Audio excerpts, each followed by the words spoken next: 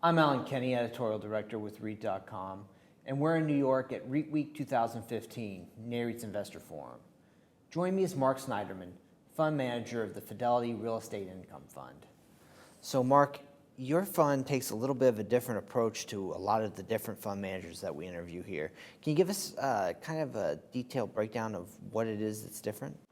Right, the Real Estate Income Fund does all the securities across the capital stack for real estate companies. We do common stock, we do preferred stock, we do bonds of real estate companies, REITs and other real estate companies, as well as CMBS. And the whole mixture results in something that produces more income than funds that do purely stocks, and it's a lot less volatile, so it's safer because we have more instruments that are more senior and instruments that are less sensitive to what earnings do from quarter to quarter. So for investors that want income in something more conservative, it fills a niche. Also, we find that people that don't really want to do long-term bond funds, that prefer something that has income but less interest rate sensitivity, we also fill that niche. And so I can imagine that monetary policy is something that's really important to you. How is that kind of affecting your allocations right now at the moment? Yeah, monetary policy does have an effect, but I have no ability to predict what interest rates are going to do. I started in the working and investing world at a time when interest rates were quite high. And I've always thought during my entire career that interest rates were going to go back up.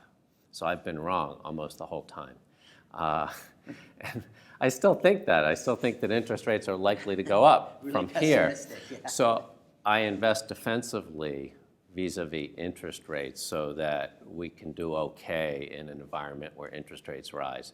It's beginning to look like interest rates will rise. We've seen that before as well. But I try to construct something where we get a respectable return, whether interest rates go down or up. I try to be as neutral to it as I can.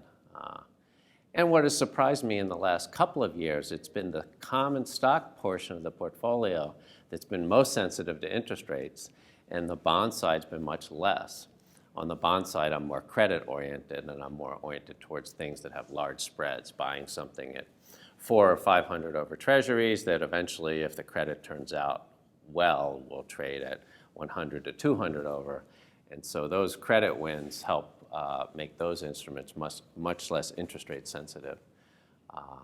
So we'll see. I think that on the common stock side, if you have good companies and growing cash flows, ultimately the interest rate, in the short term you see a lot of interest rate sensitivity, but in the long run, not so much. And then as someone who invests all across the capital stacks, are there any, in the second half, any kind of areas within there that you're keeping a closer eye on than others? I do worry about supply in certain property types in certain markets. So as I look at the mix, I would avoid the common stocks of companies where I think they're quite vulnerable to supply, because I think their earnings growth will disappoint.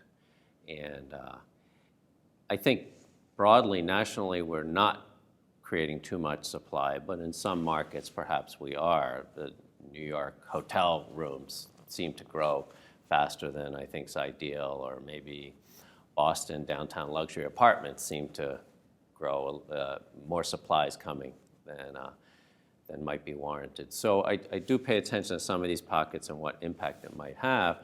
So looking across the capital stack, I might still be quite comfortable doing debt or preferred stock or even CMBS that is based on some of these property types where there's extra supply, but not so much the common, because I think those cash flows of those companies might not grow like people expect, but they probably won't go down. Thank you so much for your time, Mark. You're welcome. And for more on this and other REIT news and analysis, be sure to visit REIT.com.